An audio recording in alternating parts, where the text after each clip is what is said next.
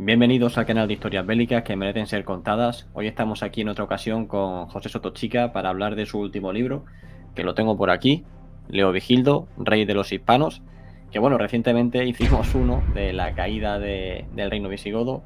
Va a venir un poquito antes, pero bueno, para hablar de este libro, que por cierto está en todos los top de ventas de Amazon, por lo menos, no sé si en otras plataformas también, pero en Amazon está en el top de ventas, tanto de historia militar como de historia antigua. Pues tenemos precisamente aquí a José, a su autor, al cual pues te agradezco mucho que vengas para analizarnos pues uno de los acontecimientos más interesantes de la historia de España. Pues muy buenas tardes, Sergio. Encantado de estar contigo y con todos tus seguidores. Pues si te parece, José, me gustaría comenzar este programa haciendo una descripción de cómo estaba la situación, tanto a nivel de aquí, ¿no? De Hispania, como en el resto de Europa, incluso también yéndonos a lo que es el Imperio Bizantino, aproximadamente a mediados del siglo VI, ¿no? Que es en donde nos vamos a mover. No sé si nos podrías hacer, como digo, un pequeño análisis sobre la situación. Pues claro que sí, además es un momento muy interesante, mediados del siglo VI, ¿no? La mayoría de la gente, pues debido a cómo fue nuestro sistema educativo y cómo sigue siendo, pues termina habitualmente la historia del Imperio Romano en 476, ¿no? Con la deposición del emperador Rómulo Augusto, ¿no?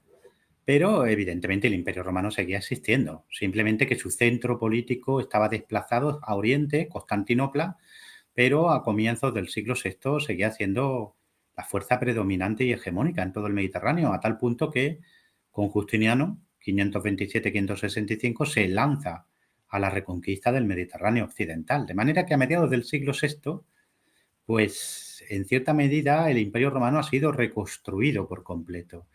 La autoridad del emperador, que ahora está en Constantinopla, como antes te decía, de nuevo se extiende desde el Océano Atlántico a la frontera persa y desde el Danubio al sur de Egipto, ¿no? Lo que le importaba realmente al imperio era el Mediterráneo y el Mediterráneo volvía a ser un lago romano. África del Norte había sido reconquistada a los vándalos, Italia y Dalmacia había sido reconquistada a los ostrogodos, las islas del Mediterráneo, por supuesto, Sicilia, Cerdeña, Córcega, las Baleares, y en 552, aprovechando una guerra civil entre los visigodos, de los que ahora hablaremos, de los dos pretendientes, o un pretendiente al trono visigodo y el rey en ese momento que estaba en el trono, Atanagildo y Agila I, ¿no? Pues las tropas romanas, las tropas bizantinas desembarcan probablemente en lo que hoy sería Algeciras, y se hacen con el control de una franja de territorio que iría aproximadamente desde Cádiz a Valencia. De manera que si esto lo ponéis en un mapa, veréis que todo el Mediterráneo realmente vuelve a ser un lago romano, ¿no? Al otro lado, más al este, pues Persia seguía siendo la gran potencia rival de Roma, del Imperio Bizantino, la Persia sasánida, y en el norte, pues seguimos con pueblos bárbaros, ¿no? Los gépidos, los longobardos, etcétera, etcétera.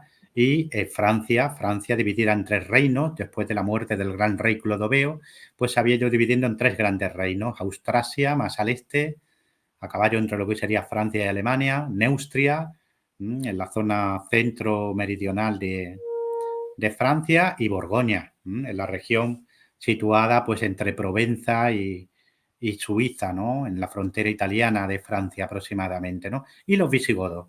¿Qué había pasado con los visigodos? Pues los visigodos habían llegado a ser el pueblo hegemónico. En el año 476, cuando fue depuesto el último emperador, pues realmente el gran poder de Occidente era Eurico, rey de los visigodos. Tenían su centro en el sur de Francia, en torno al reino de Tolosa, en Toulouse. Pero el ascenso de los francos merovingios, de Clovis, de Clodoveo, pues acaba con ese primer esplendor visigodo. En Bouillé, en el Campus Bogladensis, el año 507, los visigodos sufren una derrota espantosa a manos de los francos. Su rey, en este momento, Amalarico I, pues, perdón, Alarico II, pues es muerto en batalla por el propio Clovis. Es decir, aunque parezca de película, fue Clovis, Clodoveo, espada y lanza en mano, quien se abre paso a través de la batalla y termina batiendo a lanzadas a Alarico II, ¿no? Para los visigodos esto fue algo realmente terrible, ¿no? Quedaron descabezados, perdieron la mayor parte de sus territorios, quedaron confinados a una pequeña zona del sur de la Galia y se convirtieron de un pueblo hegemónico a un pueblo de refugiados, literalmente. Es ahora cuando realmente los visigodos comenzaron a instalarse en Hispania, ¿no? Hasta entonces, durante casi un siglo, Hispania había sido para ellos pues, una tierra donde ir a hacer incursiones, cobrar impuestos, establecer alguna que otra guarnición aislada, pero realmente no se habían instalado aquí y no controlaban realmente la mayor parte del territorio, ¿no? De manera que la derrota en Bouillé significó para ellos un cataclismo del que solo se salvaron gracias a la intervención del rey ostrogodo Teodorico I el Grande, que era eh, abuelo del niño que había quedado ya como heredero al trono, ¿no? Malarico II, que también moriría a manos de los francos, por cierto, ¿no? Nos enfrentamos, por lo tanto, en Hispania a un periodo de confusión, de caos, se alzan muchos poderes locales, de los que luego hablaremos con Leovigildo, los bizantinos, como te he dicho antes, llegan a Hispania, la guerra civil desgarra a lo que queda de los visigodos, los suevos, que estaban afincados en el noroeste, en lo que sería Galicia, norte de Portugal, etcétera, empiezan a levantar cabeza después de un largo periodo de decadencia. En suma, se abría un periodo muy, muy inestable, muy peligroso para lo que quedaba del pueblo visigodo, de manera que no estaba claro si el destino de los visigodos en torno a 567 era pervivir o seguir la senda ya marcada por ostrogodos y vándalos, que era desaparecer de la historia. Ese era el panorama general y el panorama de Hispania cuando Leovigildo pues, empieza a ser considerado como un posible soberano de los godos. Y a ver, una pregunta. En primer lugar, esto es una cosa que me llamó la atención del libro, ¿no? Te lo he comentado antes un Ujú. poco por privado. Tanto en la carrera de historia, ¿no? La propia historia, que tenemos 3 asignaturas, yo creo que de esta época, incluso más. Sí, Pero me llamó la atención porque no se llega a ver realmente cómo estaba, pues cada uno de estos territorios, lo que es la configuración política. Únicamente sí, nos dice, no, estaban los visigodos, los francos, los suevos, los bizantinos, tal, pero luego hay un montón de, no sé si llamarlo pequeños reinos, ¿no? Porque a lo mejor no sí, tienen sí. esta entidad, pero son como territorios que, como tú dices, pues se han quedado por ahí aislados, se han quedado, bueno, fuera de un imperio, pero que tampoco han llegado a entrar dentro de lo que es un nuevo reino como el visigodo o un reino como el franco, ¿no? No sé, se me viene a la cabeza ahora este pequeño reino de Soissons, que hubo ahí también un pequeño reino liderado por un gobernador que le llamaban el último de los romanos o algo así. Y aquí en Hispania también hubo varios, ¿no? ¿Puedes comentar un poco cuál era la situación de estos pequeños reinos y cuál era la capacidad real que podían tener? Capacidad militar, me refiero. Claro que sí. Además, es muy interesante que lo pongas sobre la mesa, porque cuando acudimos a obras generales, pues tenemos ese típico mapa de colorines, como digo yo, donde aparece reino visigodo y parece que el reino visigodo ocupa toda Hispania y el sur de Francia, los suevos, reino suevo, no sé. La realidad era mucho más compleja, de hecho, y has señalado muy bien el reino de Soissons y el de Siagrio, ¿no? Sí, cuando cae el Imperio Romano de Occidente, no todos son bárbaros. Hay muchas realidades locales donde las ciudades romanas o los aristócratas y terratenientes de una región pues intentan sobrevivir y crear sus propias realidades políticas independientes. Esto ocurre en Britania, esa Britania artúrica, ¿no? Que tanto nos gusta, ¿no? A través de los tebeos del Príncipe Valiente o de la literatura o del cine, ¿no? ¿Qué pasa en Britania? Pues surge una cosa que se llama el Concilium de Britania, que agrupaba a las ciudades y a los grandes potentados que intentaban coaligarse para defenderse de los ataques de pictos y sajones, ¿no? Y donde aparecen personajes como Vortigern o como Ambrosio Aureliano, que no son sino epígonos del poder romano. Lo mismo ocurre en Francia y lo mismo ocurre en Hispania. ¿Qué tenemos en Hispania? Pues en Hispania vamos a tener, por ejemplo, lo que podríamos llamar ciudades, estado, barra, repúblicas aristocráticas como Córdoba. Córdoba domina no solo la ciudad de Córdoba, que era la más importante de la Bética, ¿no? Y probablemente de Hispania, ¿no? Va desde Sierra Morena su dominio a las serranías subbéticas, es decir, lo que hoy a grosso modo es la provincia de Córdoba, un territorio de 14.000 kilómetros cuadrados, ¿no? Con varias ciudades, con zonas muy ricas agrícolamente hablando, y se van a mantener independientes de godos y de romanos. De hecho, son tan potentes que en el año 551 aniquilan al ejército visigodo del rey Agila I, le causan una derrota espantosa, le matan al hijo, al primogénito, y se quedan con el tesoro, con el tesaurus de los godos. Es decir, no estamos hablando de nada, de un grupo de aristócratas que se reúnen una tarde de domingo, ¿no? Estamos hablando de una potencia que es capaz de plantarle cara a los visigodos, ¿no? Justo a su vera poco a occidente, subiendo por el río Guadalquivir, tendríamos la Oróspeda, que es otro estado indígena que aparentemente fue una confederación de ciudades y de grandes aristócratas, de grandes potentados, ¿no? Que ocuparía la mayor parte de lo que sería la provincia de Jaén y zonas limítrofes, y que no va a ser dominado por los godos sino hasta 577, ¿eh? Hasta 577. Y en el norte ocurría lo mismo, teníamos a Savaria. Savaria estaría en la zona de lo que hoy sería el río Sabor y el río Esla, es decir, a caballo entre Zamora y las zonas limítrofes de Portugal. Y un poquito más al norte tenemos el señorío de los Montes Arejenses, que yo lo ubico en los Ancares y en el Bierzo. Es decir, en el corazón del reino suevo. Por eso te decía, veis esos mapas de colorines y aparece todo el reino suevo como... No, no, el reino suevo estaba lleno de pequeñas unidades indígenas independientes, como los arejenses, como Savaria, como los runcones, que están en la zona limítrofe de Galicia y de Asturias, para que os ubiquéis, ¿no? Y luego, por ejemplo, un poquito más al oeste, pero también en el norte, está Cantabria. Cantabria sí tenemos mucha más información sobre ella. La Cantabria de este momento es un estado aristocrático donde grandes potentados, donde grandes señores se reúnen en un concilium, en un consejo, en un senado, te dicen literalmente las fuentes de la época, un senado que se reunía en Peña Maya. Os invito a que veáis Peña Maya. Peña Maya es una peña inmensa que se eleva sobre la meseta 400 metros, así a pico, pum, para arriba, 400 metros, ¿no? Y en una de las mesetas, pues ahí había un castro, una ciudadela, una fortaleza. Ahí se reunía el Senado de Cantabria, que gobernaba no solo lo que hoy es Cantabria, sino parte de Asturias, Burgos, Palencia, Álava, La Rioja. Es decir, es un estado potente, grande, ¿no? Que sobrevive a las invasiones, que se manifiesta independiente de visigodos, de suevos y de francos, y que no iba a ser dominado sino en 574. Y esto son solo las realidades que conocemos. Probablemente hubo otros, entre comillas, estados indígenas que no estuvieron dominados ni por suevos ni por visigodos, sino mucho después, como los aunonenses, en lo que hoy sería Galicia, por ejemplo. Es decir, estamos ante realidades muy complejas, donde la vieja aristocracia y las viejas ciudades romanas buscan su supervivencia no solo sometiéndose a los reinos bárbaros, sino a menudo buscando sus propios caminos.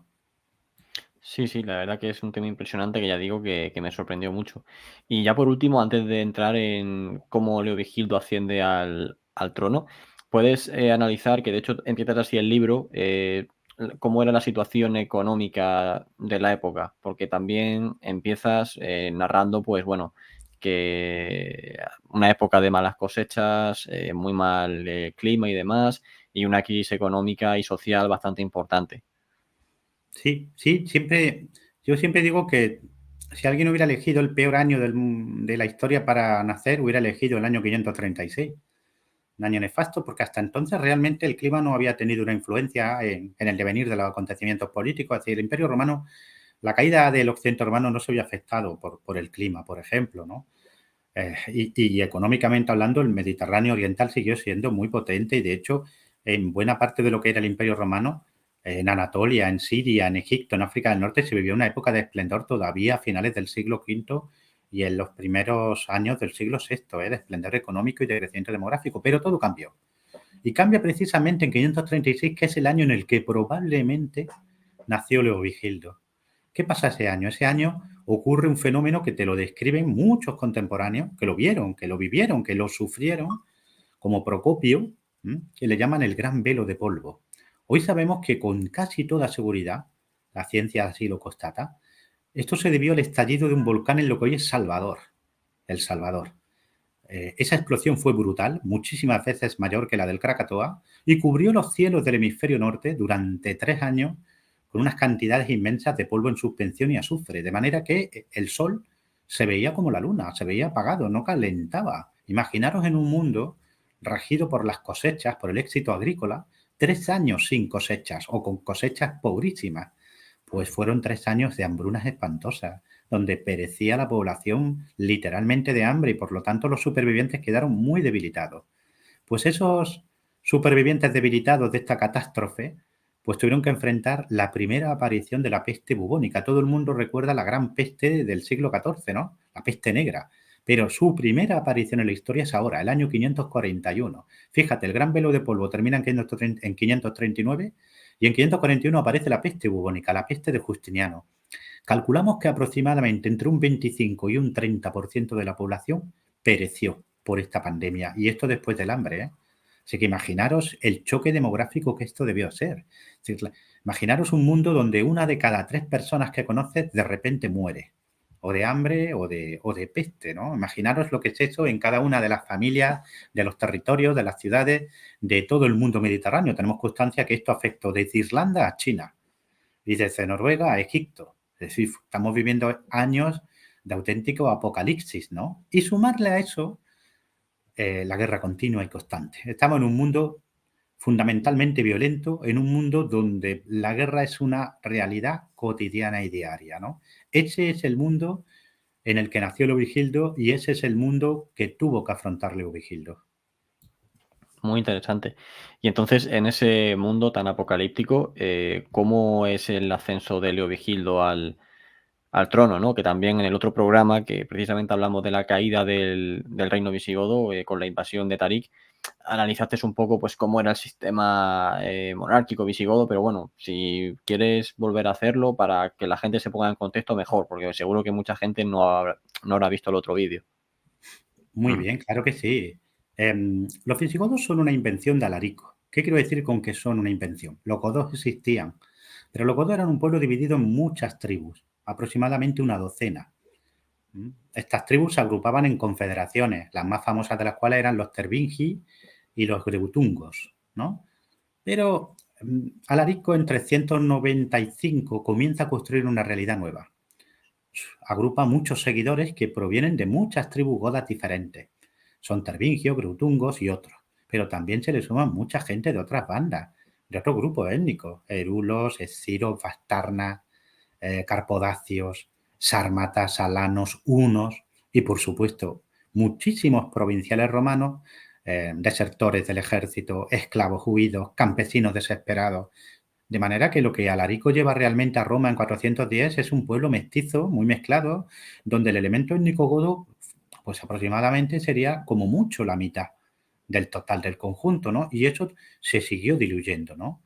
Ahora sí, lo que sí consigue Alarico es fundar lo que hoy llamaríamos una dinastía. Los valtingos, ellos pretendieron ser la dinastía eterna de los godos, ¿no? Se inventan una genealogía que los hace remontarse a la noche de los tiempos, pero quien la funda realmente es Alarico. Es Alarico y sus sucesores, Ataulfo, etcétera, siguen esa línea, pertenecen todos a la misma estirpe, al mismo linaje, ¿no?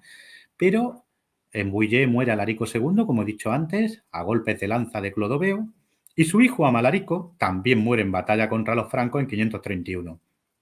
Y con él concluye esta dinastía. De manera que a partir de ese momento los godos no tienen un linaje real.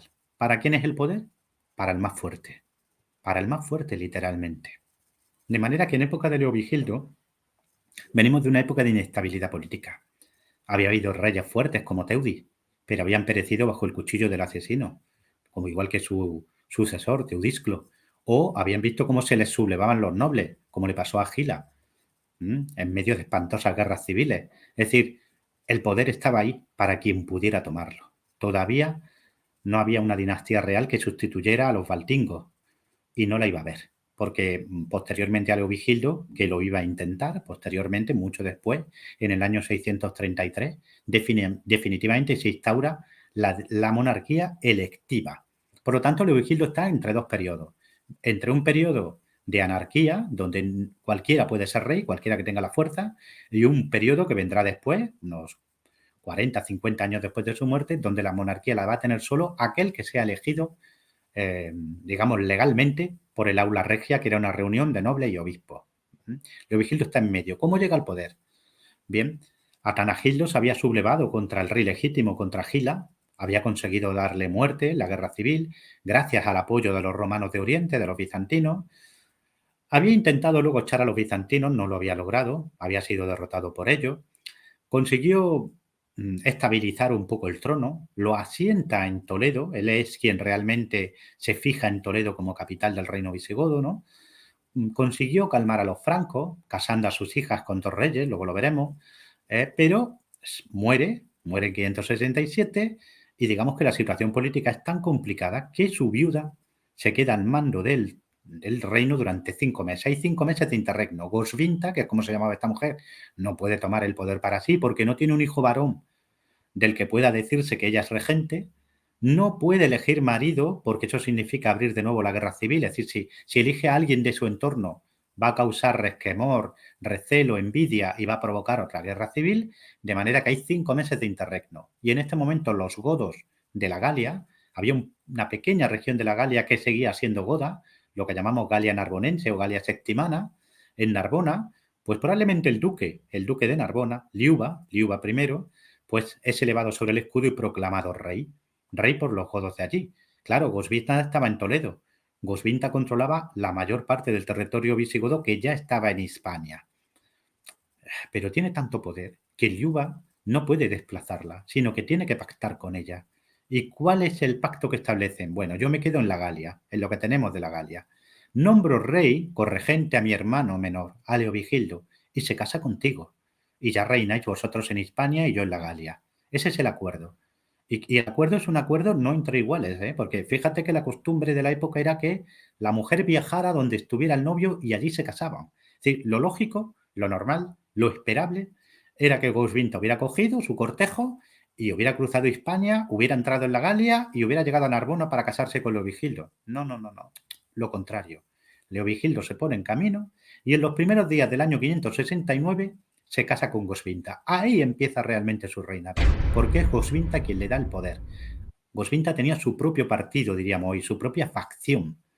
Controlaba el tesoro y era la mujer que realmente había movido los hilos de la política durante años en España. Leovigildo se casa con ella, sí, pero digamos que no estaba muy claro en 569 quién iba a dirigir aquello, si Goswinta o Leovigildo. Es decir, si Leovigildo iba a ser un rey títere o si iba a ser algo más que un rey títere. Así llega al poder. Y además tú comentas en el libro que no se podían ni ver, ¿no?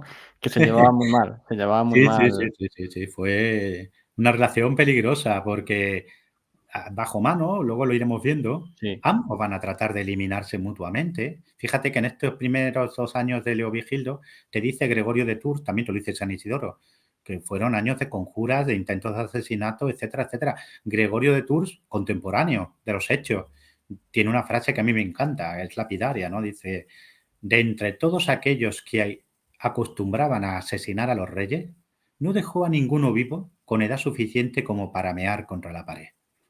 Hablando de Leovigildo. Es decir, que sus primeros 2 años tuvieron que ser de aupa, de conjuras, de intentos de asesinato, de ejecutar nobles que se le habían opuesto, etcétera, etcétera. Es decir, no se lo pusieron fácil. Y detrás de todo eso siempre estuvo Goswinta, porque la obsesión de Goswinta es que sea su sangre la que rija el trono de Hispania. Ella no tiene hijos varones, solo tiene ya una hija, luego contaremos por qué. Está en Francia, pero aspira a que algún día uno de sus nietos sea quien rija Hispania. Para ella Leovigildo era un instrumento. Su sorpresa fue que Leovigildo no quería ser instrumento. Él va a tener su propia política, va a ir fortaleciéndose, va a ir oponiéndose a Goswinta y fíjate que por mucho que se odien no van a conseguir eliminarse nunca, van a tener que seguir compartiendo el trono hasta el último día de la vida de Leovigildo. ujú. Pues, una vez que Leovigildo llega al trono, ¿no? Que me parece que no hay un consenso en si es en el, 68 o en el 69, ¿no? Pero bueno, Él es proclamado rey. A ver, si uno lee bien las fuentes, ujú, te das cuenta de que Atanagildo, perdón, de que Liuba sube al trono en noviembre de 567. En noviembre de 567. Liuba primero, el hermano.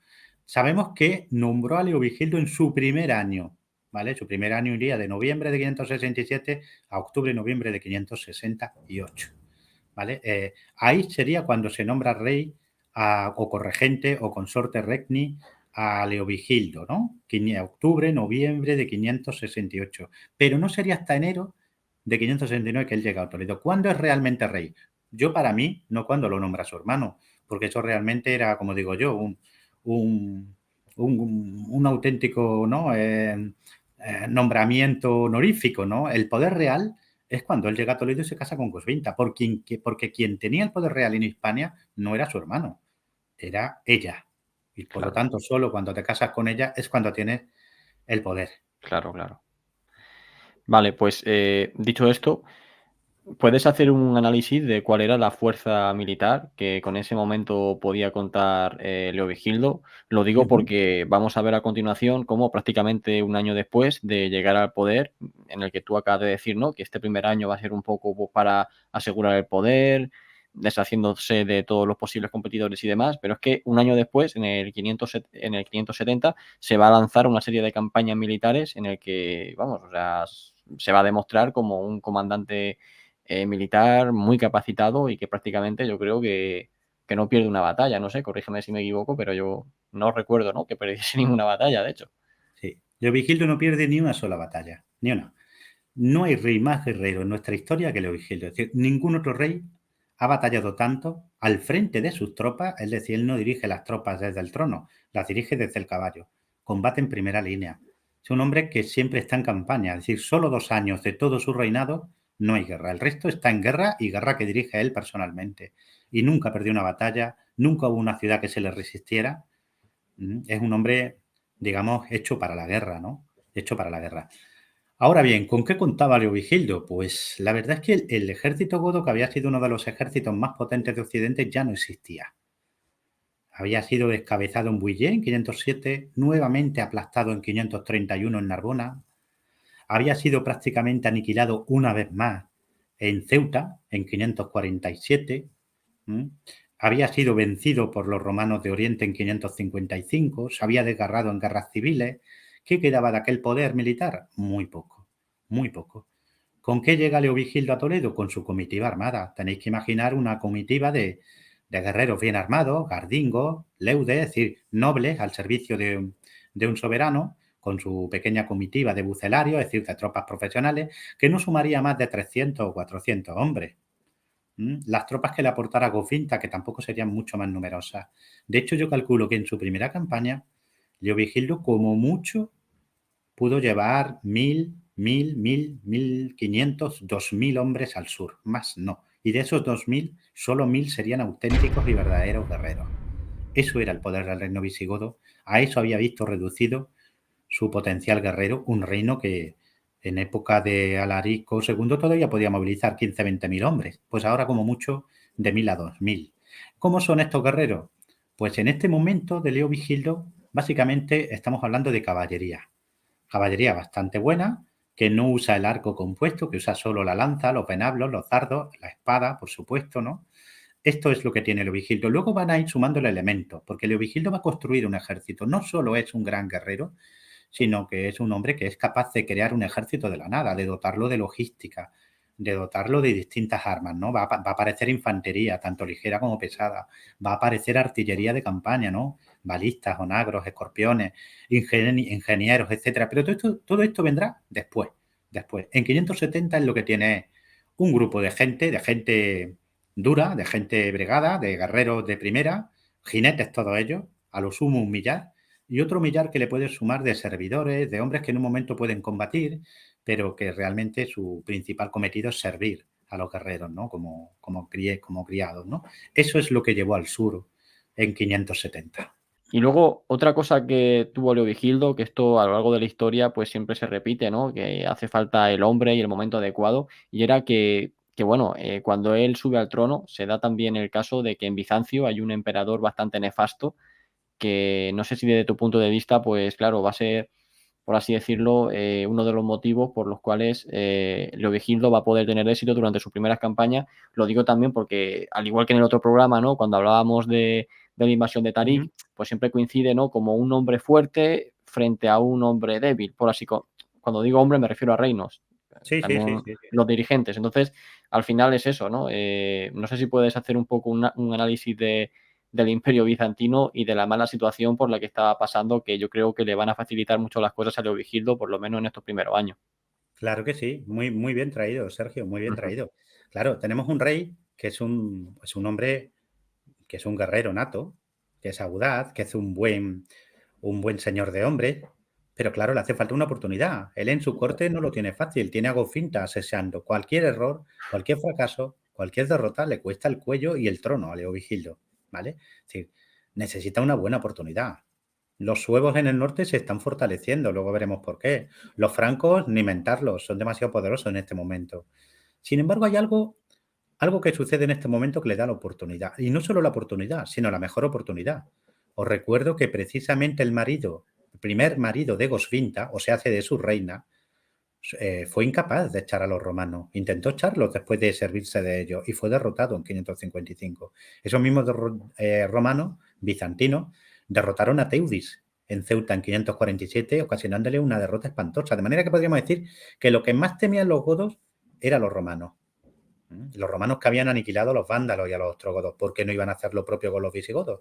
Y sin embargo, se lanza Leovigildo contra ellos en su primera campaña con tan poca fuerza. ¿Por qué? Porque aprovecha la oportunidad. ¿Cuál es la oportunidad? Justino II. Si Justiniano, el gran emperador, había reconquistado el occidente, su heredero, su sobrino, Justino II, es un hombre primero endiosado consigo mismo, un hombre soberbio, vanidoso, pero totalmente incapaz. En muy poquito tiempo, su política exterior, así la llamaríamos hoy, desmantela totalmente el sistema de alianzas que había establecido su tío Justiniano. Mueve guerra en el Danubio, provoca guerra en el Danubio contra los ávaros que acaban de llegar de lo que hoy es Mongolia. Hace que los longobardos se muden a Italia e invadan Italia. Segundo frente abierto, los Balcanes e Italia.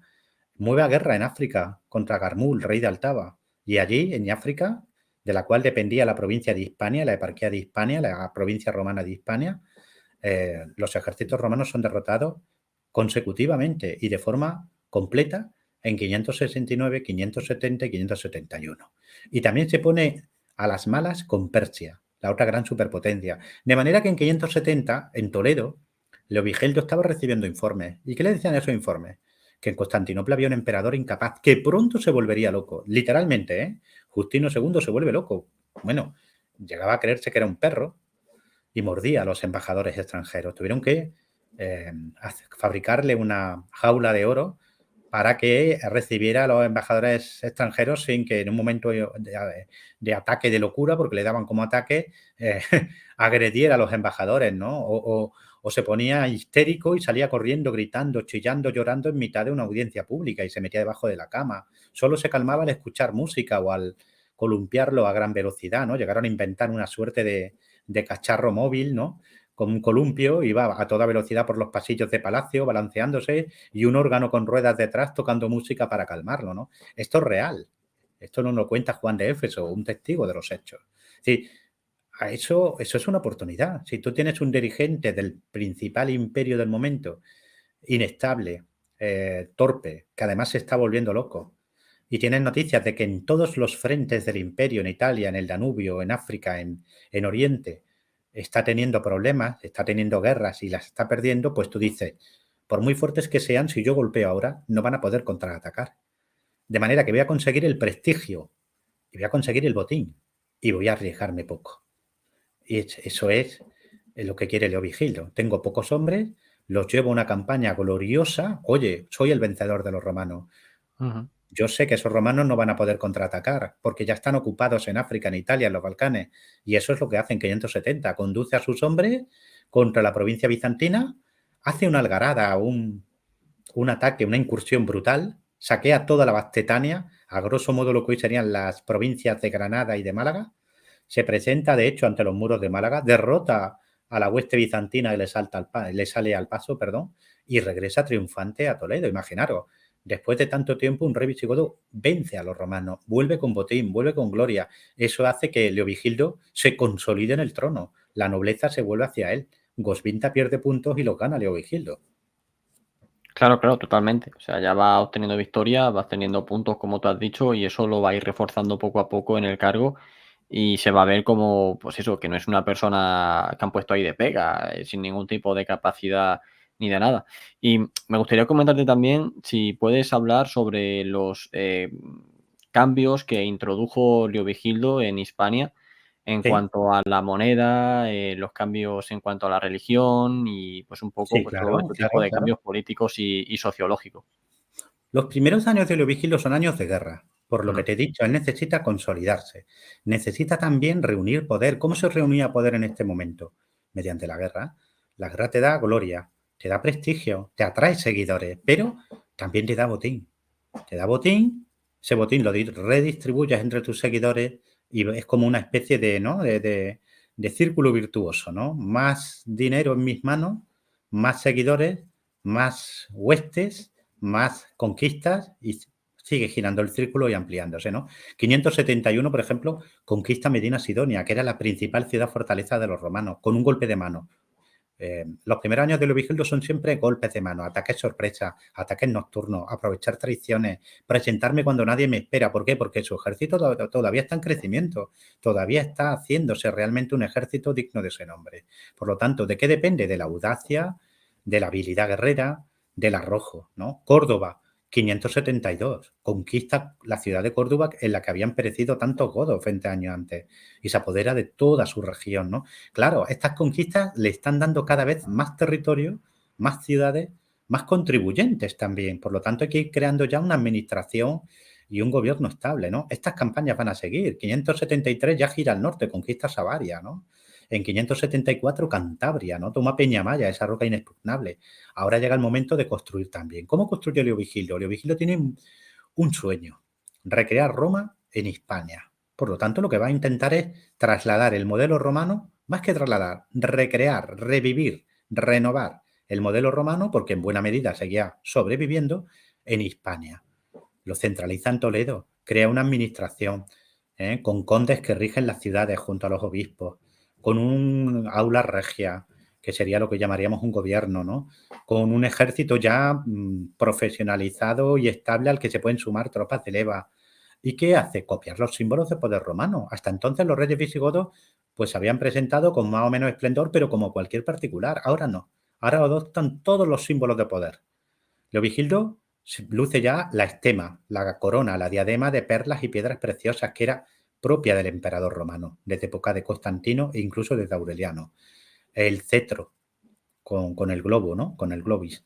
El solio, el trono, el manto púrpura, acuña moneda con su nombre y su efigie. Esto no lo había hecho ningún rey bárbaro de forma continuada. El primero que lo hace es Leovigildo.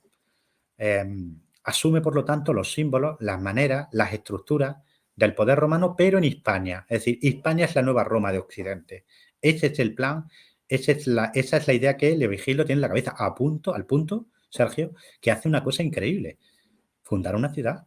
Es que esto no lo había hecho ningún rey bárbaro. Es que en Hispania no se había fundado una ciudad en 500 años. Y él la funda, Recópolis, que es una Constantinopla diminuta, en la que él recrea a Constantinopla, en donde él muestra su poder. Cualquier embajador, cualquier gran comerciante, cualquier obispo que llegaba a Recópolis se daba cuenta de que aquello era una ciudad hecha para el prestigio, para decir, yo soy Leovigildo, yo soy rey de Hispania, ¿no? Yo soy Roma en Hispania. Roma ya no solo es Constantinopla, ahora también es Hispania, ¿no? Eso es el mensaje que él quiere trasladar a sus súbditos y al mundo entero, ¿no? Más cosas.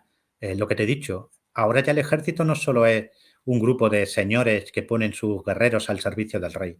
Él va creando toda una estructura militar permanente, con una logística sofisticada, que ahora lo vamos a ver en las campañas que ya hace al final de su reinado, con tropas de élite, con tropas muy bien armadas y veteranas, ¿no? Con infantería, con artillería de campaña. Es decir, lo que está creando Leovigildo, batalla, batalla, campaña, campaña, no solo es un reino a base de espada, sino que es un reino el que ya está dotado de una administración compleja, de unas estructuras de gobierno que ya sí controlan todo el territorio de forma efectiva. Y además tenemos también lo que se llamó, bueno, que era el código Eurico, pero que ahora va a ser el código de Sí, Leovigildo, en el que también efectivamente. pues hace, o sea, no es lo que tú has dicho, o sea, a ver, esta palabra es un poco fuerte, ¿no? Pero es como que refunda, ¿no? En todos los aspectos posibles, refunda, como un Sí, sí, sí, imperio sí. romano reducido, ¿no? Sí, sí, En él Hispania. es su sueño, es ese. Él se muestra. De hecho, fíjate que él ostenta títulos que son plenamente de emperador romano, como Imperator, o como Pius, o como Víctor.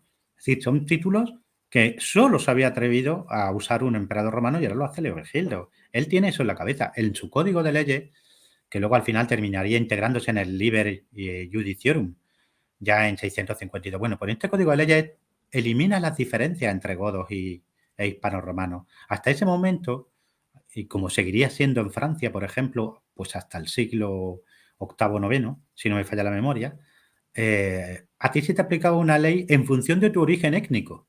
Si tú Ujú, en la Francia merovingia tú eras galo-romano o franco ripuario o franco salio o sajón o burgundio o turingio o alamán, pues en función de lo que fuera, se te aplicaba una ley u otra. Eso se acaba en Hispania. En Hispania ya solo hay una ley para todos. Da igual dónde vivas.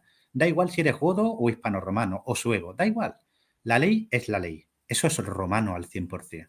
Cuando la ley tiene un ámbito territorial, cuando la ley no se aplica en vale, función de quién eres, ¿no? Sino de dónde ujú, vives, bajo qué gobierno estás, eso es romano 100% y eso lo hace Leovigildo. Eso es una revolución que instaura Leovigildo precisamente por lo que tú has dicho, porque él quiere recrear, resucitar Roma, pero en Hispania. Es decir, a partir de ujú. ahora nosotros tenemos nuestro propio camino. Él crea una realidad política que había sido antaño una realidad administrativa, la diócesis hispaniarum, pero que él quiere que sea una realidad Ujú. política.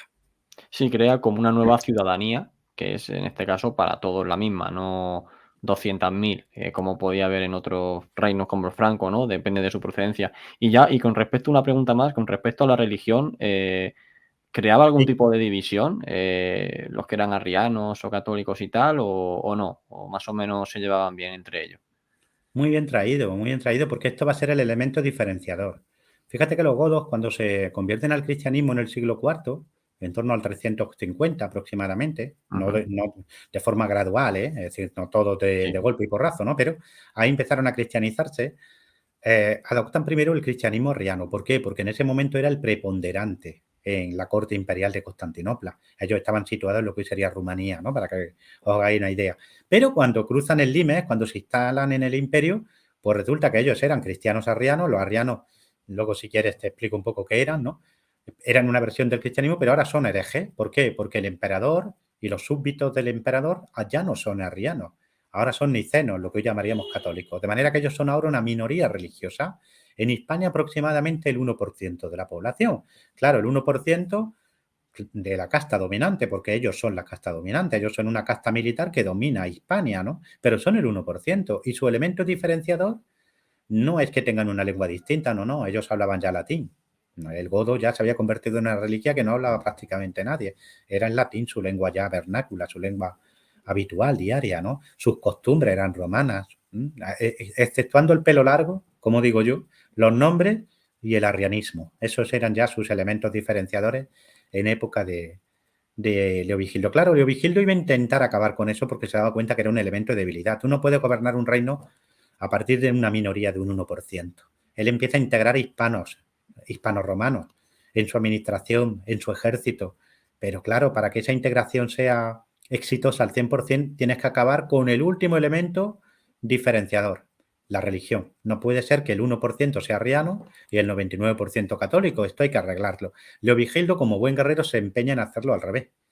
¿Por qué digo esto? Porque él no está dispuesto a cachar la cabeza ante los obispos católicos, porque esos obispos católicos, en buena medida, le han planteado un grave problema que fue la sublevación de su hijo, que luego volveremos a ella.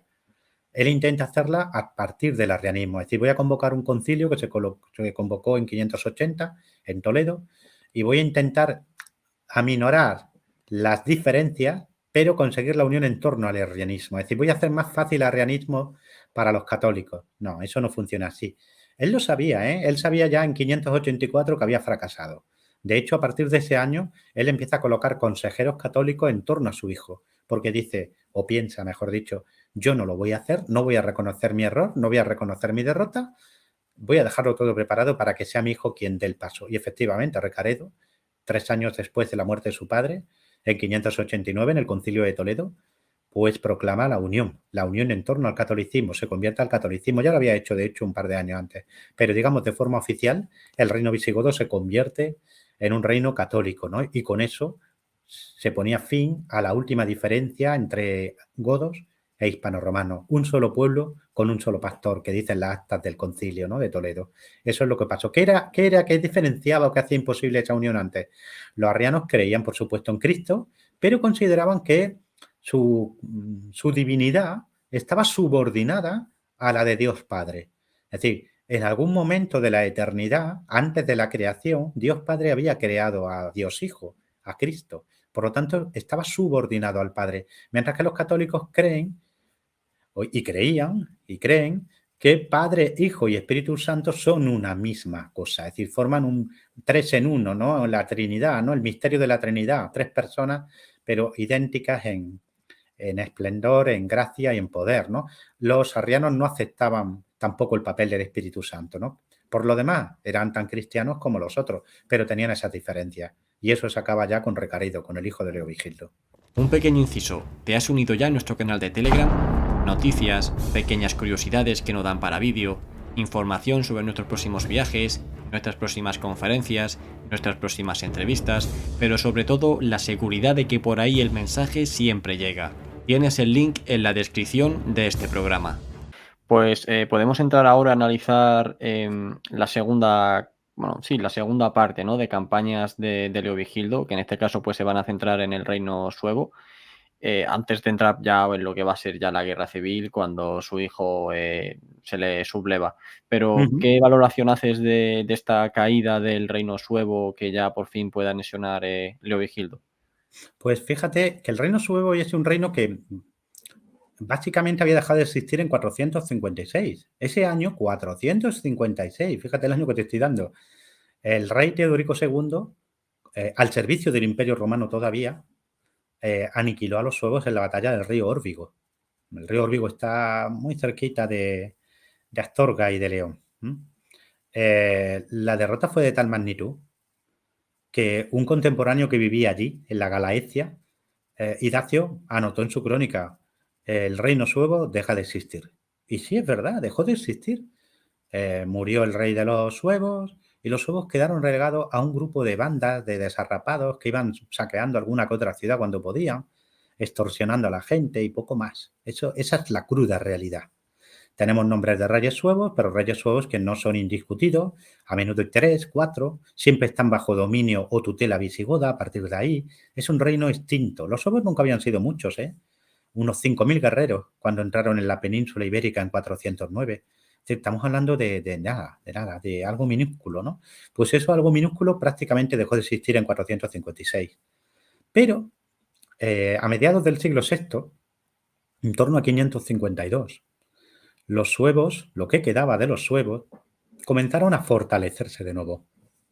Tuvieron reyes pues que fueron capaces de cohesionar a las distintas bandas o linajes, a llegar a acuerdos con los hispanorromanos de la zona y sobre todo adoptan el catolicismo. Y esto les hace ya aceptables para la mayor parte de la población que, como he dicho antes, son hispanorromanos católicos en un 99%. Y además reciben el apoyo de francos y de romanos de Oriente, de bizantinos, de los peores enemigos de los visigodos.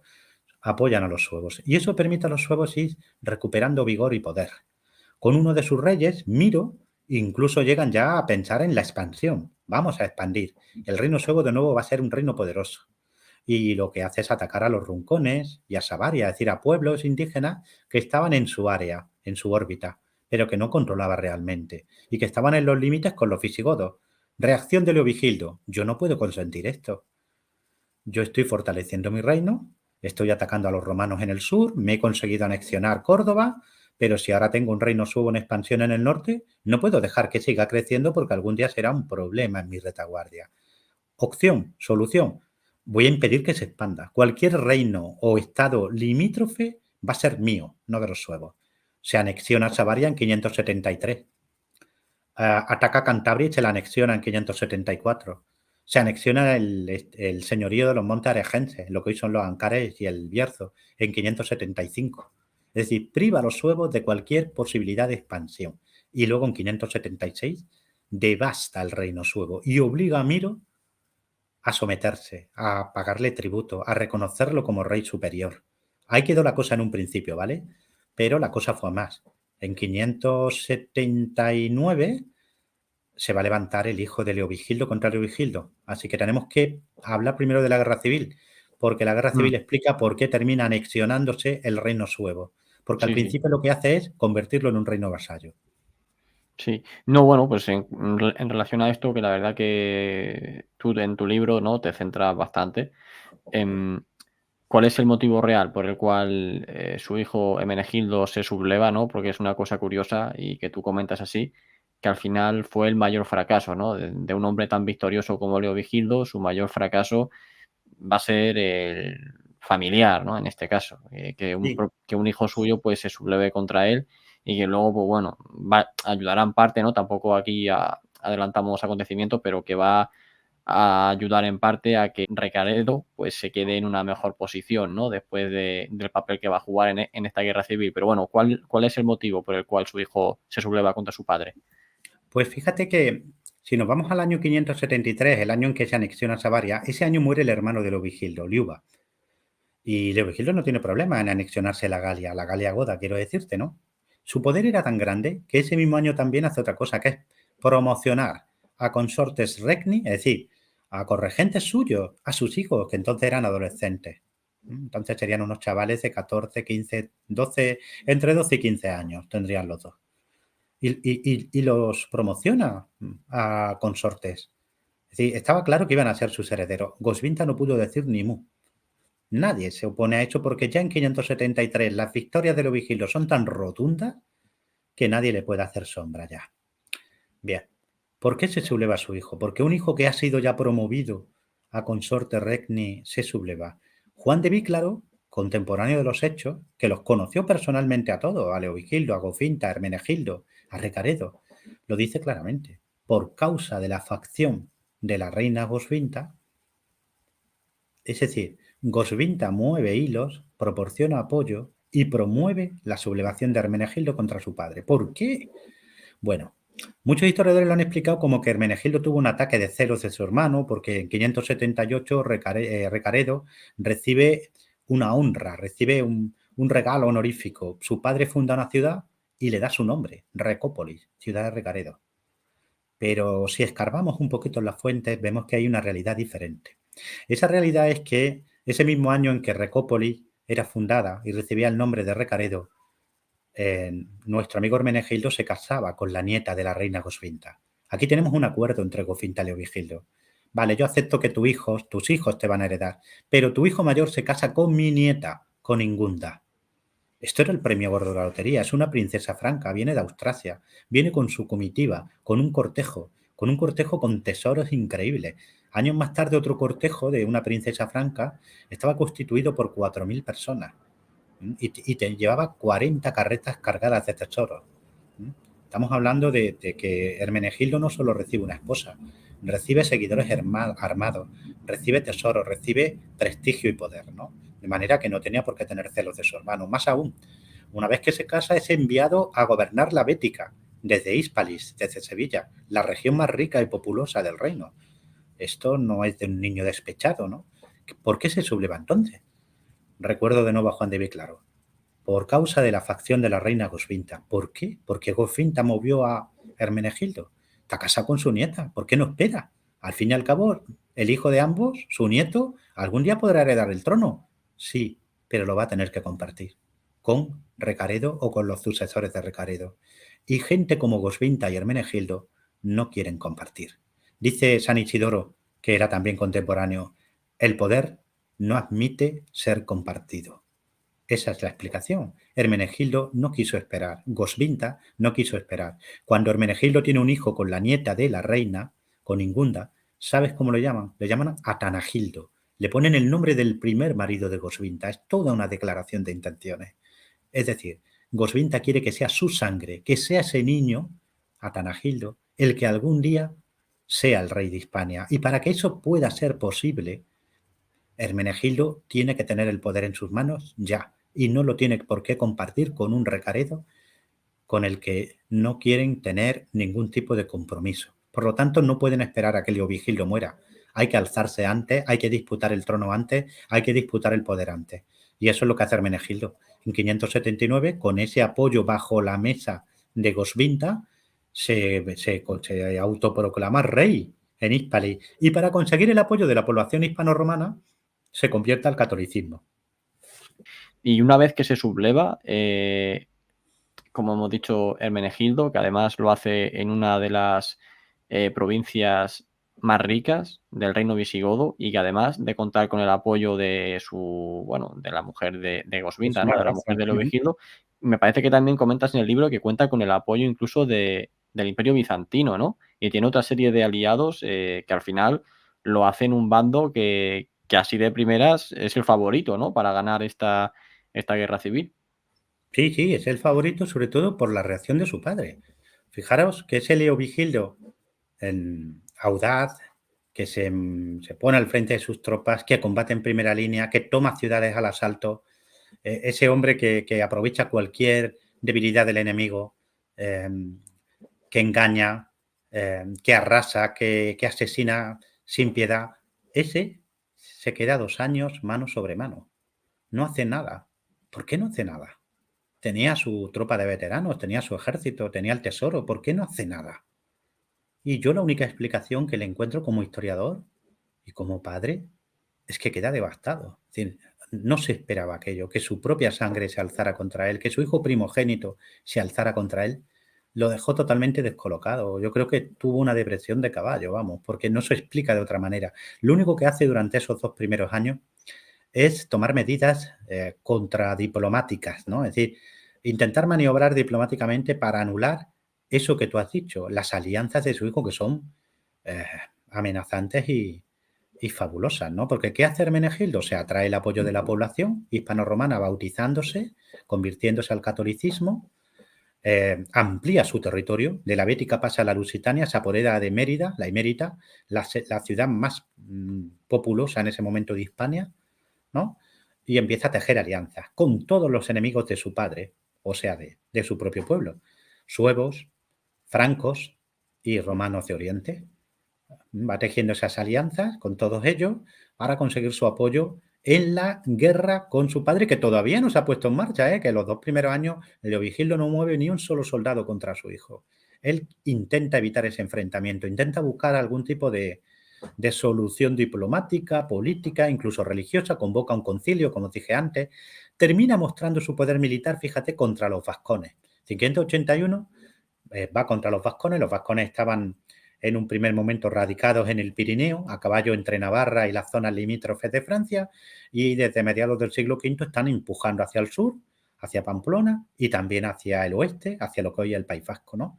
Pues Leovigildo en 581 los derrota y para frenar esa expansión funda Vitoria, con una segunda ciudad, o bien lo que hoy es Vitoria o muy cerca, ¿no? Es decir, esta campaña es un aviso a su hijo, oye, eh, que soy capaz todavía, que no soy un viejo, que me pongo al frente de mis tropas y sigo haciendo lo que siempre he hecho, conseguir victorias. Pero no sirvió de nada, no sirvió de nada. Tuvo que llegar a la guerra y ahora si quieres te hablo de ella, fue una guerra civil durísima, fue la guerra más dura que libró Leovigildo y desgraciadamente la libró contra su propio hijo. Sí, bueno, yo recuerdo la escena de el complot, ¿no? Que su hijo organizó contra su propio padre, que luego, pues, parece ser que Leovigildo tenía seguidores, no seguidores, pero informantes, quiero decir, dentro del Sí, ejército de su hijo, que al final lo avisaron y tal, pero sí, al final yo creo que no hay nada más duro que una guerra civil, porque es que también te divide tus recursos en dos, y todas las bajas que se van a producir en esa guerra civil son tuyas. No es luchar contra los suevos, no es luchar contra Bizancio, no es luchar contra los francos, es luchar contra la mitad de tu reino, ¿no? Que eso es lo más duro. Pero sí, sí, por mí adelante, o sea, puedes describir cómo fue esta incursión que va a realizar Leovigildo sobre el territorio de su hijo, que su hijo, pues, además de formar estas alianzas, también se quedó, ¿no? Un poco, pues, a la espera, ¿no? De que viniera su padre para derrotarlo en su terreno, por así decirlo. sí, sí, porque Hermenegildo ha conseguido el apoyo de suevos, de los francos en un primer momento, de los romanos, pero al final y de forma efectiva al principio solo los romanos realmente están enviando tropas. Por ejemplo, sabemos que en 582 había 2 generales romanos operando en la zona de la Lusitania junto a las tropas de Hermenegildo. Es decir, al principio los únicos que van a movilizar recursos de forma efectiva, más allá de promesas, son los romanos, los bizantinos, ¿no? Leovigildo al fin se pone en campaña, no le queda otra. Lo ha probado ya todo, ha probado la paciencia, el que su hijo vuelva al redil, entre comillas, el demostrar su fuerza y avisar y decir, oye, que todavía puedo, ¿eh? Y tanto que podía.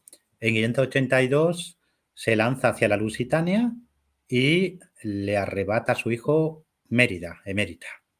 Y en 583 se lanza al sur. Su hijo tenía consigo, según un contemporáneo, Gregorio de Tours, un ejército de muchos miles de hombres, pero sabía que su padre le superaba con mucho en habilidad guerrera, ¿no? estaba esperando a que se le reunieran más efectivos romanos. Miro, rey de los suevos, llegó a tiempo de sumársele también, pero no las tenía todas consigo y por lo tanto se queda a la defensiva en las cercanías de Hispali junto al río Guadalquivir. Y Leovigildo, como siempre, fue el rayo, ¿no? El rayo en la espada. Rodea eh, y trata de aislar tanto a las fuerzas de su hijo como a las de Miro. Y es en este momento cuando Hermenegildo le va a tender una emboscada. En el cruce del Guadalquivir, a la altura de lo que hoy es San Juan de Andalfarache, o Set se llamaba entonces, le prepara una celada. Aparentemente le ofreció combate, ocupó con sus tropas el vado del río, pero había ocultado a 300 hombres, a sus mejores 300 hombres. 300 hombres juramentados con un solo propósito. En el momento decisivo de la batalla, caer sobre el lugar donde estuviera Leovigildo combatiendo y darle muerte, llevarle su cabeza a Hermenegildo, ¿no? Y de esa manera, en una sola acción, ganar la guerra civil y el reino para su señor. Lo que pasa es que Leovigildo fue informado, como tú has dicho antes. Sus espías, sus exploradores, lo pusieron al corriente de la estrategia de su hijo y Leovigildo hizo lo que tiene que hacer todo buen líder militar, aparentar que cae en la trampa. Y lo aparentó, se lanzó con todo su ejército, combatió por el vado del río y en el momento decisivo de ese combate, de esa batalla, una batalla durísima, cuando los 300 hombres escogidos de Hermenegildo cayeron sobre donde estaba Leovigildo, este no estaba descuidado, estaba esperándolo. Los recibió y los aplastó, los aniquiló y la batalla al final se convirtió en una matanza. Hermenegildo huyó a uña de caballo, se refugió en Hispali, Miro fue copado, el Miro, el rey de los suevos, fue copado, fue totalmente embolsado y tuvo que rendirse y volvió a Galicia con el rabo entre las piernas y Leovigildo pues se hace con el control de la situación. Tiene que sitiar Hispalis, eso sí, un asedio que dura año y medio. Llega incluso a cortar el Betis, el Guadalquivir. Esto es una hazaña de la ingeniería militar que nos da la medida de lo que ha cambiado. Aquel ejército bueno, que era un grupo de guerreros a caballo que se lanzaba a saquear los campos del enemigo o a tomar ciudades mediante ataques nocturnos, golpes de mano, etcétera, ya no, ya plantea asedios a ciudades tan grandes como Sevilla, como Hispalis, ¿no? Cortando un río tan potente como el Guadalquivir o construyendo o reconstruyendo fortalezas como Itálica. Es decir, ya no estamos hablando de una comitiva, de una mesnada, no, estamos hablando de un ejército con mayúsculas, ¿no?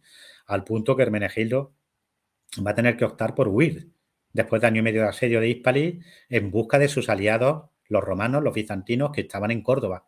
Y allí, en última instancia, pues iba a ser traicionado por sus aliados. El traidor fue traicionado. Los romanos llegaron a un acuerdo bajo mano con Leovigildo y a cambio del reconocimiento del territorio romano, de la entrega de las ciudades que antaño había conquistado Leovigildo, como Medina Sidonia, y de quedarse como rehenes a Ingunda, es decir, a la mujer de Hermenegildo y al nieto de Leovigildo, a Tanagildo, a cambio de todo eso y de una cantidad de oro, pues abandonan a Hermenegildo, que se tiene que tirar a los pies, literalmente, de su padre a pedir perdón. Y la guerra civil concluye de esta manera en el verano de 584. Sí, tú en el libro comentas cómo creo que se refugia en una iglesia, ¿no? Sí, a las Hermenegildo afueras de Sevilla, sí, sí. Perdón, de Córdoba, sí, sí. y Leovigildo manda a su hijo, a Recaredo, bueno, A darle garantías, a decirle, a darle póstrate a garantía, los pies a de nuestro padre y te perdonará la vida. a solicitar su rendición, que este, por supuesto, acepta, y en ese momento ya, cuando ya lo ha perdido todo ya, y después de haber ocasionado, pues, una debacle, ¿no?, dentro del reino hispano y miles de muertes y demás, entonces sí que implora perdón y Leovigildo le perdona, o sea, le va a respetar la vida y creo que lo manda, creo que comentas que lo manda por aquí, ¿no?, por la costa del Mediterráneo, Sí, a Valencia. de Valencia. Sí, no sabía si era Valencia o Alicante, pero lo manda aquí. Y mientras, con respecto a su madre, a Goswinta, entonces, bueno, a su mujer, no hay ningún tipo de represalia. Ella sigue junto con Leovigildo. Esta es la medida de la fuerza de Goswinta. Es decir, los contemporáneos fueron conscientes de que Goswinta había movido los hilos de la sublevación de Hermenegildo. Nos quedan tres opciones como historiadores ante los escuetos que son los textos. Uno, Leovigildo no fue consciente de esa acción de Goswinta, sino que esto se supo después. Dos, era Vale. consciente pero no pudo hacer nada, porque Goswinta tenía una posición política tan sólida que moverse contra ella era abrir un nuevo frente en una guerra civil, tener otro frente más. Es decir, la guerra civil ya no solo contra mi hijo, sino contra mi esposa, ¿no? Mm. Y el tercer punto es que eh, ya no solo es que no se supiera esto en vida de Leovigildo, sino que no se supiera sino cuando fue ejecutada Gofinta, que ya fue en época de Recaredo en 589. Yo no lo tengo claro. Yo para mí que sí se supo por lo siguiente, porque mira, en 585, primero, en 582, Leovigildo promete a su hijo con la hija del rey Chilperico. ¿Quién era el rey Chilperico de Neustria? Era un rey franco, pero había sido el esposo de la hija de Goswinta, ¿vale? Y la había asesinado. Es decir, rebobino, Leovigildo en 582 establece el casamiento de su hijo con la hija del asesino de la hija de su mujer. Esto es una patada fuerte, ¿eh? Es decir, tú imagínate que tú le dices a tu mujer, oye, he prometido a mi chico con la hija del asesino de tu hija. No parece algo muy conciliador, ¿verdad? No, Parece más bien una venganza, ¿no? Y sí. en 585 tenemos otra. 585 se intercepta una carta que Leovigildo le envía a Fredegunda. Fredegunda era la mujer de Chilperico y era la otra persona que había instigado el asesinato de la hija de Goswinta. ¿Y sabes lo que dice esa carta? Que Leovigildo le dice, te envío oro para que contrates asesinos que maten a Brunequilda y a su hijo. ¿Quiénes son Brunequilda y su hijo? La otra hija y el nieto de Gosfinta. Es decir, en 585, cuando ya Hermenegildo había muerto, cuando hacía ya tiempo que había terminado la guerra civil, Leovigildo seguía maniobrando bajo mano para conseguir la ruina de la familia de Gosfinta. Todo esto nos indica que Sí. aquí lo que hubo fue una lucha de poder bajo la mesa, en la sombra. Goswinta levanta a Hermenegildo contra su padre y Leovigildo casa a su otro hijo o pretende casar a su otro hijo con la hija del asesino, de los asesinos de su mujer, o envía oro para que asesinen a la otra hija y al nieto de su mujer. Es decir, la lucha siguió bajo mano y lo único que pasó es que Govinda era tan poderosa que Leovigildo no podía operar abiertamente contra ella. Ambos maniobraban en la oscuridad porque, Ujú. digamos que a la luz no podían atacarse porque hubiera sido la guerra civil absoluta, ¿no? Entonces lo que tenemos es un auténtico juego de tronos, ¿no? Es decir, yo te sonrío y compartimos mesas y celebraciones en palacio y hasta nos vamos a la cama juntos, pero los dos sabemos que a la menor oportunidad vamos a acabar el uno con el otro. Sí, es una pena este tipo de situaciones, pero bueno, por desgracia, pues se han producido bastante a lo largo de la historia. Sí, sí, sí. Y puedes hacer ya pues una recapitulación final de lo que van a ser los últimos años de Leovigildo como rey, una vez que ya pues hemos concluido esta guerra civil, su Ujú. hijo Hermenegildo pues en este caso ya está en Valencia, en un primer momento con la vida perdonada, pero vamos a ver ahora que no, y ya pues una vez que su primogénito pues ya se ha quitado, ¿no? De la herencia, ¿no? Por así decirlo, ya va a ser Recaredo bueno, el que va a reemplazarle, ¿no? Una vez muera, pero no sé cómo nos podrías describir, como digo, los últimos años ya de Leovigildo. Claro que sí, claro que Mm, sí. Si en el verano de 584 Leovigildo, una vez más, se había alzado con el éxito, con la victoria, bueno, en ese momento la situación política internacional era favorable porque había conseguido un tratado con los romanos, por ahí nada que perder, había metido en cintura de nuevo a los suevos.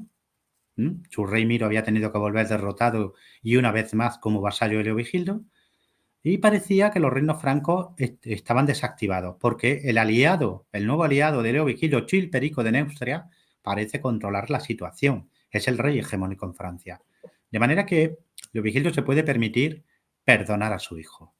Lo exilia a Valencia, lo priva de honores, lo tiene allí recluido, pero lo puede mantener vivo. Está claro que es su heredero, porque desde 582 aparece en las monedas junto con él, es Recaredo. Recaredo va a ser su heredero. Claro, esto no era plato de un gusto, no ya para Hermenegildo, que había sido desposeído después de su fracasada rebelión, sino tampoco para Goswinta.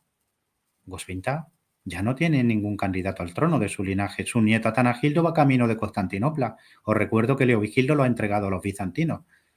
No era una situación fácil, ¿no?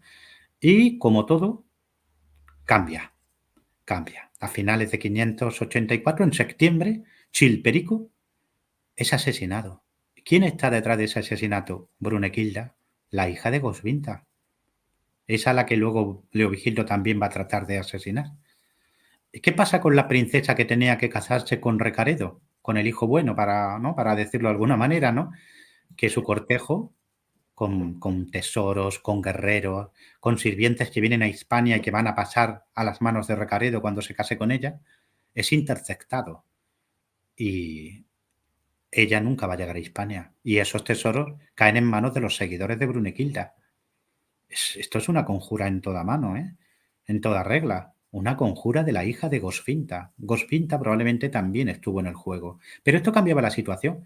Si Chilperico ya no es rey de Neustria porque ha sido asesinado, si ahora quien predomina es el rey de Austrasia, que es el hijo de Brunequilda, que es nieto de Gosfinta, ya no hay tranquilidad. De hecho, el rey de Borgoña, otro de los tres reinos francos, Gontran, ya está diciendo a todo el mundo que él quiere hacer guerra contra los godos, que él quiere invadir Hispania, que él quiere liberar a Hermenegildo, que él quiere vengarse de Leovigildo.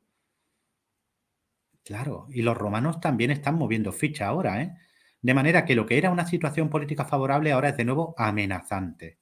Para colmo, muere Miro, rey de los suevos, su hijo es destronado y el usurpador que se alza en Galicia no reconoce a Leovigildo. Es decir, ahora en todas las fronteras del reino hay peligro. ¿Y qué pasa? Que Hermenegildo, que había sido simplemente un hombre ahora exiliado en Valencia, se puede convertir de nuevo en un arma en manos de los enemigos de Leovigildo y de Recaredo. Si llegan los francos y lo liberan, si llegan los romanos y lo liberan, si él escapa y llega a territorio franco, ¿otra guerra civil? ¿Qué opciones le quedaban a Leovigildo? Pues una terrible. O le dejo un reino tranquilo a Recaredo, a mi hijo menor, Claro. o no. Y dejarle un reino tranquilo a Recaredo implica una cosa, eliminar a Hermenegildo, porque es un peligro continuo y constante, que ya no me puedo permitir. Es llevado a Tarragona y allí es ejecutado. Algunos historiadores dicen que esto lo hizo Recaredo. Yo no me lo creo, porque no creo que alguien como Leovigildo le hubiera consentido a su hijo eso, que actuara sin su consentimiento. Además, una crónica, una obra, perdón, contemporánea, Gregorio Magno, papa, que era amigo de Leandro, que había sido el obispo que había bautizado a Hermenegildo, es decir, que tenía buena información de primera mano, deja claro que es un hombre enviado por Leovigildo, un hombre de la confianza de Leovigildo, uno de sus expatarios, quien viaja de Toledo a Tarraco para ejecutar a Hermenegildo. Por lo tanto, Leovigildo hizo algo que tuvo que partirle el corazón. Ordenó la ejecución de su propio hijo para asegurarle el trono a su otro hijo y para conservar su obra política, que estaba en peligro. ¿Qué hizo a partir de aquí? Fíjate el poder que tiene ahora Leovigildo. Si en 570 tenía 1 millar de hombres, ahora se permite tener 2 ejércitos en campaña contra grandes enemigos. Uno conducido por Recaredo, que en 585 aniquila a los francos. Les causa tales pérdidas que, vamos, espantosas. Más de 4.000 muertos en batalla. Les toma ciudades, les toma fortalezas. Y al mismo tiempo que ese ejército visigodo está operando en Francia, un segundo ejército capitaneado por Leovigildo conquista en una campaña relámpago el reino suevo. Y una flota aniquila una flota flanca en el Cantábrico. Esta es la primera batalla naval de nuestra historia. 585, una flota visigoda intercepta y destruye a una flota franca que iba en apoyo de los suevos. Es decir, en un solo año tiene una victoria naval, la conquista y anexión del reino suevo y las victorias tremendas del ejército visigodo capitaneado por Recaredo contra Borgoña en Francia, en la Francia merovingia. Es decir, el despliegue de poderes impresionante, ¿no? Pues esto fue lo último, porque en mayo de 586 Leovigildo hacía algo extraordinario para un rey godo, que era morirse en la cama. Yo creo que con el corazón roto. Sí, no, y es que es eso, ya tenía su reino más o menos encauzado, estaba todo más o menos bien, y esta rebelión de su hijo otra vez lo vuelve a poner todo patas arriba, se inicia otra vez un periodo de guerras brutales, y es lo que tú has dicho, o sea, es que no se le podía dejar vivo porque estaba claro que era como un símbolo, ¿no? Era como una Sí, persona al cual cualquier reino que quisiera debilitar a los visigodos se iba a unir en torno a él. Ya no porque lo apoyasen, sino porque sabían que era algo que, bueno, que podía generar división y le podía exacto. servir a sus intereses, ¿no? De los bizantinos, de los francos, de los suevos y demás, y estaba claro que no había otra solución. Sí, Entonces, al final, en sus últimos años de vida, todavía va a tener que estar Leovigildo, pues, asegurándole precisamente al reino a Recaredo, ¿no? Que tú precisamente también creo que lo comentas aquí o lo comentaste en el anterior programa, que su hijo sí que va a poder tener un reino bastante más tranquilo que el de su padre, quitando algún año, ¿no? Que tiene que resolver alguna cosa, pero luego sí que va a poder gozar de mayor tranquilidad, en parte por estas últimas acciones que hace Leovigildo. Sí, Eh, sí, sí. pues no, la última cuestión ya del programa era pues que hicieses una recapitulación sobre cuál fue el legado que dejó Leovigildo para la posteridad y por qué consideras tú que fue un personaje tan importante que a ti en lo personal pues te ha merecido el hacer un libro sobre él. Hombre, primero porque ya sus propios contemporáneos ya lo consideraron el rey más importante de los godos. Ya lo consideraron como el verdadero fundador del reino. Fíjate qué bonito que la intitulación oficial de los godos era Res Gotorum, pero siempre es más importante cómo nos ven que cómo nos vemos.